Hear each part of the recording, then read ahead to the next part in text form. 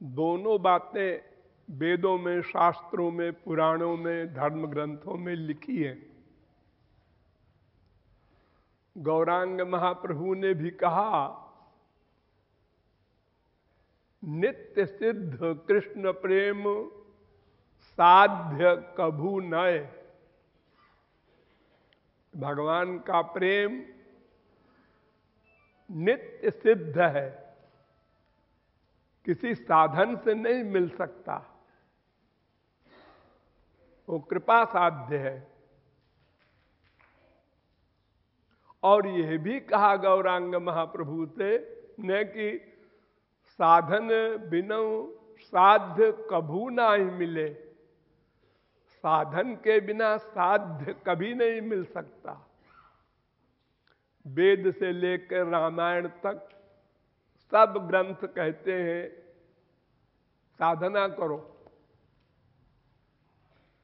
तुलसी, सूर, मीरा, कबीर, नानक, तुकाराम जिन संतों ने साधना की, वे माया से उत्तीर्ण होकर भगवान के आनंद से युक्त हो गए।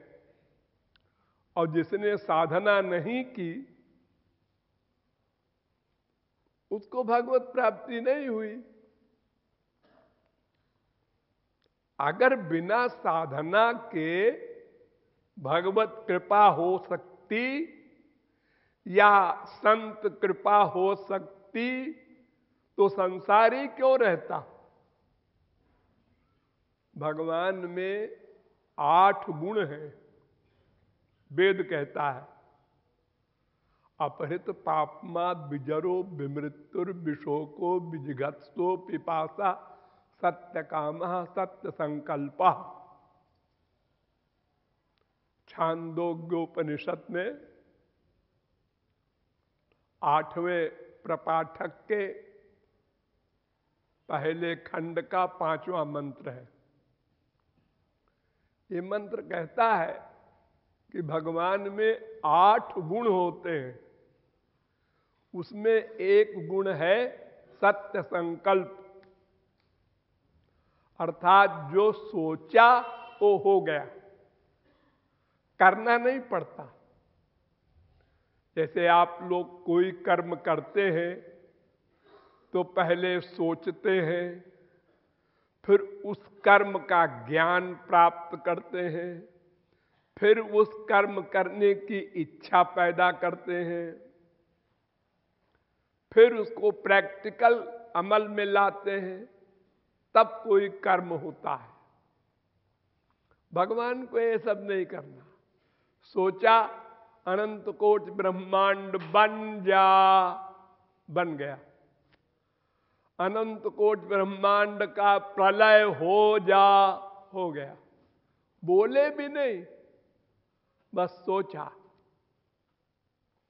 तो अगर भगवत कृपा से ही काम बन जाना होता, तो भगवान सोच लेते अनंत कोटि ब्रह्मांड के समस्त जीव माया से उत्तीर्ण हो जाए, सब आनंदमय हो जाए, बस। लेकिन ऐसा हुआ नहीं। ये संसार तो वर्तमान है। अनंत संत हुए, वे भी नहीं कर सके ऐसा। एक संत अपनी लाइफ में कुछ लोगों को भगवान की ओर लगा देता है और कुछ को काफी दूर तक ले जाता है, और बाकी अपना आंकड़े रहते, उनके ऊपर कोई असर नहीं होता। जैसे एक चुंबक है, चुंबक को बीच में खड़ा कर दो और चारों तरफ सुइयां लगा दो लोहे की। जो सुई क्लीन लोहे की होगी, केवल लोहे की, वो आके चिपक जाएगी। जिसमें मिलावट है वो धीरे धीरे आएगी, जिसमें अधिक मिलावट है वो अपनी जगह खड़ी रहेगी, कोई असर नहीं होगा। ऐसे ही जब संत महात्मा संसार में आते हैं तो जिसका हृदय जितना शुद्ध होता है अपने आप खिंच जाता है, अपनापन हो जाता है उसके दर्शन मात्र से, और बड़ी जल्दी वो तेजी से आगे चलता है भगवान की ओर। और जितना गंदा अंतःकरण होता है उतनी देर में असर होता है, और बहुत गंदा होता है तो असर ही नहीं होता। About turn. तो दो बातें ये शास्त्रों में पाई जाती हैं कि कृपा से ही काम बनेगा, और दूसरी विरोधी बात है साधना से ही काम बनेगा।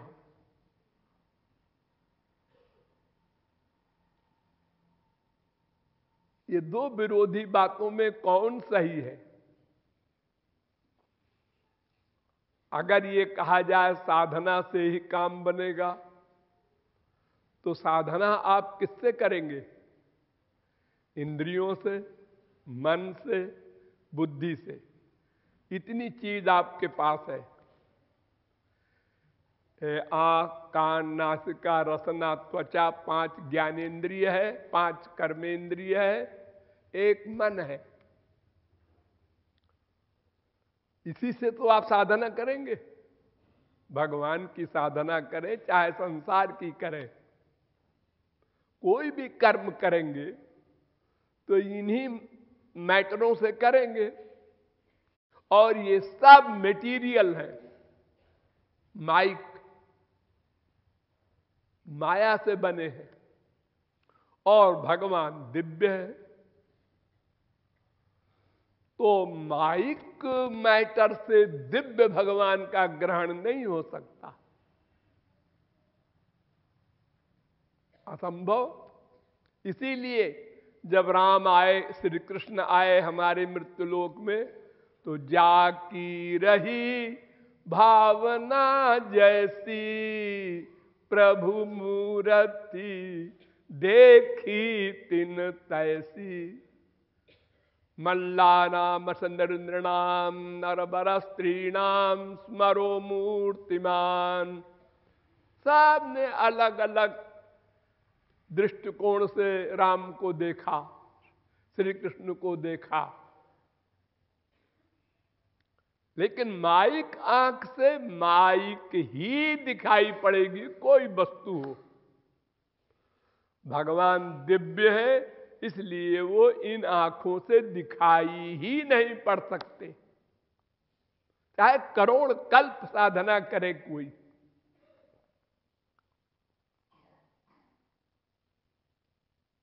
ये आंखें तो इतनी छोटी से एरिया में देख सकती हैं, 4-6 किलोमीटर भी नहीं देख सकती। इनकी हैसियत कितनी बिचारी थी। दिव्य दृष्टि दिया अर्जुन को भगवान ने कि अब देख मुझे। तू अपनी दृष्टि से नहीं देख सकता। तो साधना से भगवान संबंधी कोई सामान नहीं मिल सकता। ये प्राकृत कान भगवान के शब्द नहीं सुन सकते, प्राकृत नासिका, प्राकृत रसना, प्राकृत त्वचा, ये सब प्रकृति के, संसार के सामान को कैच करते हैं। तो साधना से भगवान के मिलने का प्रश्न ही नहीं। तो कृपा से मिलेंगे। फिर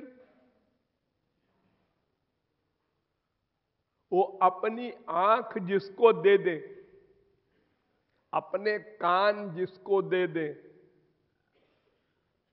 वो भगवान को देख सकता है, उनके शब्द सुन सकता है। तो फिर क्यों नहीं दे देते सारे संसार को?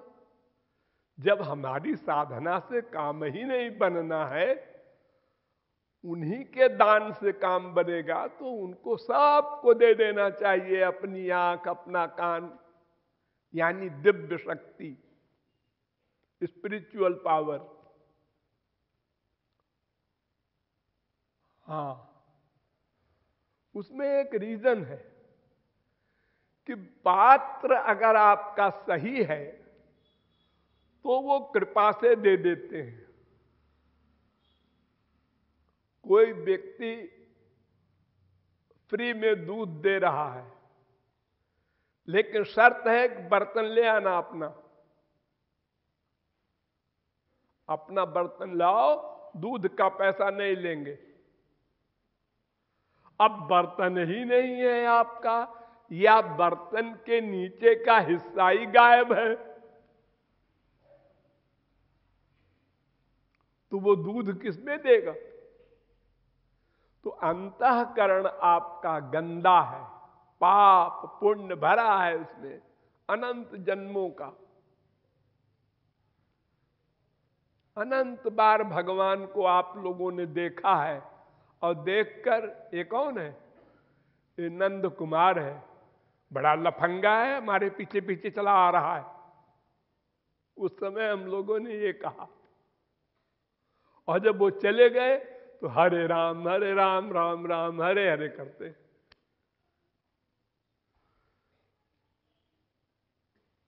उनकी अलौकिक शक्ति का ज्ञान तो हो नहीं सकता, न तो उनका दिव्य दर्शन हो सकता है। तो उनकी लीला देखने में माइक, उसी को हम फैक्ट मान लेते हैं। तो अंतःकरण गंदा होने के कारण अनंत भगवान मिले, अनंत संत मिले, और सब को हमने रिजेक्ट कर दिया। ये संत नहीं है, ये महात्मा नहीं है, हाँ ठीक है, थोड़ा बहुत जानता है और फिर अपनी जगह पर खड़े रहे, कोई असर नहीं हुआ, सरेंडर नहीं किया। सरेंडर किया भी तो 10%, 20%, 50%, 10% शरणागत नहीं हुआ। और वो भी सदा एक सा नहीं। सवेरे भावना ज्यादा अच्छी है, दोपहर तक और कमजोर हो गई, शाम को न्यूट्रल हो गया, बदलती रहती है। ये 3 गुण माया के हमारे अंतःकरण में दिन भर बदलते रहते हैं। कभी सात्विक बुद्धि, कभी राजस, कभी तामस, और जैसी चित्त वृत्ति होगी वैसे ही बाहर सामान अनुभव में आएगा।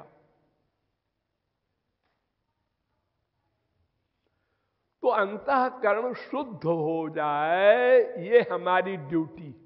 ध्यान दो, अंतःकरण को श्री कृष्ण भक्ति, संत की भक्ति, 2 में कोई एक करो, और उससे अंतःकरण शुद्ध हो जाए, ये साधना आपको करनी पड़ेगी।